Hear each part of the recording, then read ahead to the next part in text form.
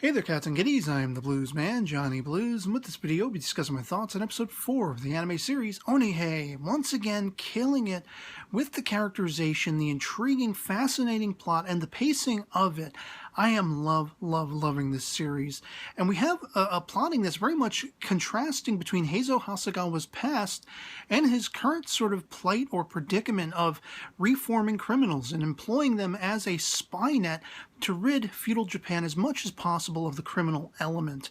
And in this particular case, we're featuring a female, this woman Omasa, who is the character who has a past with Heizo. Knowing him in his former life as Tetsu, he was kind of a drunkard. He frequented her father's tavern, and her father was like this known thief. He wore it like a badge of honor. He even opened the tavern with thief in the title of it. It's just absolutely hilarious to me, that particular framework. But of course, Omasa comes to him because she's basically at a point where she's realized her transgressions in life, what they amounted to. They amounted to the death of what, for all intents and purposes, could have been considered like a little sister. I think a fellow servant girl in a house that she had taken up employ in, and she was kind of, the splinter cell mole for this criminal syndicate led by a guy by the name of Genbachi, who, he sends her in, and they figure out how they're going to do this. She is therein so she can open the doors after hours, get the criminals in. They're going to steal and loot the entire place. They're still following sort of that old school honorable criminal role, that sort of or rule system, where they're not going to rape or murder, all this kind of stuff. They're basically just there for the goods and whatever they can get some sort of financial stability out of, whether it's actual monetary gain, gold and coinage and all this kind of stuff, or just things they can sell off. They're going to leave the people alone, but it's still an evolving time where criminals are apparently less and less, conforming to that aspect, that honorable rule, where they are raping, they are murdering. Omasa, she basically witnesses this firsthand with this younger sort of, co-worker girl who it seems as though, she's dreaming and she's saying, oh, Oni-chan, I love you, and all this kind of stuff. Sister, I love you. And it's almost as though she is comforted by the fact that this younger generation is looking up to her, maybe taking comfort in her, maybe being inspired by her.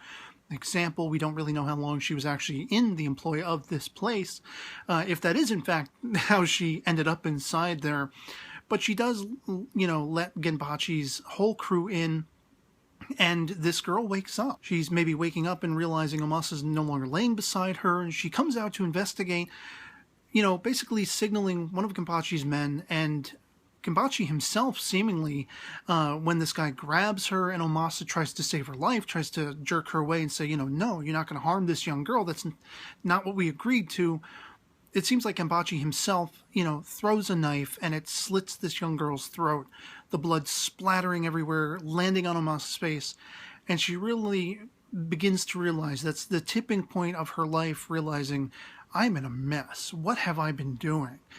And because she knows Heizo from the past, because she has this familiarity with him, of course, she seeks him out. And she wants to take this Genbachi guy down with his help. And it's also really cool seeing Hikoju, the old man from episodes back now, also still being in the employ of Heizo and coming to Omasa's aid, basically following some of Genbachi's people, if not Genbachi himself, I believe, actually.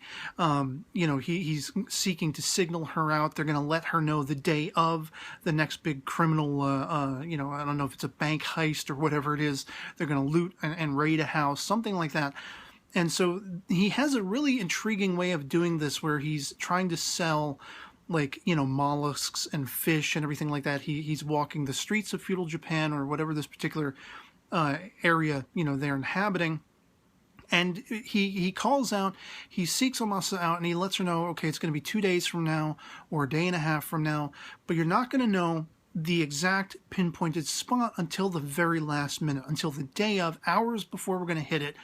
And by doing this, by taking these steps, he's assuring for himself there's no way any of his syndicate, they're not going to be in on the plan. Only maybe his nearest and dearest and tightest part of his clan is going to be familiar with what exactly is going on, And so nobody can really go and seek help. It's supposed to be counterintuitive to a character like Omasa, who wants to seek Heizo out and have him get involved and take down Kenpachi's crew. It's supposed to not allow for that. But of course, because Omasa and Hikoju, they follow him, apparently Hikoju, while going to, basically let Heizo know where they've been led back to, Kenpachi's hideout, Omasa has been found by Kenpachi. He's been, apparently watching her. He had a sense he was being followed.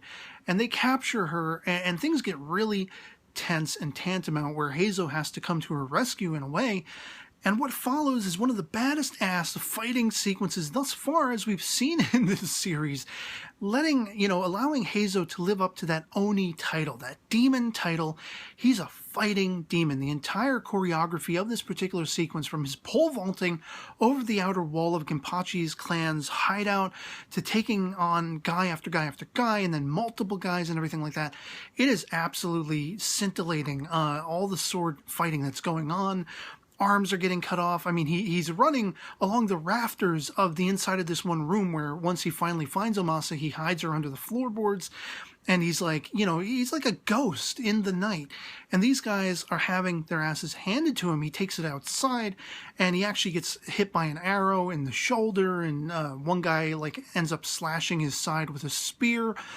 And he's still going, and of course, just in the nick of time, Hikoju returns with his entire law enforcement syndicate. It's just exciting and insane, and I was at the edge of my seat watching this entire affair play out.